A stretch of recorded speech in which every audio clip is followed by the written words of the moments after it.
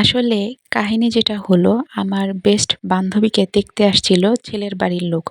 তো ওকে মেইন দরজায় দেখতে পেল খুব এলোমেলো অগোছালো অবস্থায়। দেখে জিজ্ঞেস করলো, "এই বাড়ির মেয়ে কেমন?" তো ও মুচকি হেসে বলে দিল, "ভালো আছে।" কিছুক্ষণ পর দেখা গেল আসলে ওটা কাজের মেয়ে ছিল না, বাইরের কোনো মেয়ে ছিল না, ওইটাই ছিল পাত্রী।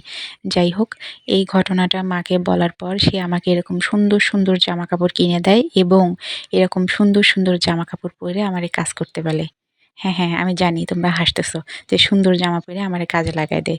কিছু করার নাই। আসলে আমাদের বাসায় কাজের লোক নাই। এখানে সবাই বড়লোক, গরিব শুধু আমরাই। কোনো কিছু একটা বাড়তি খাইতে চাওয়া মানে এরকম বাড়তি কাজ ঘাড়ের উপরে এসে পড়ে।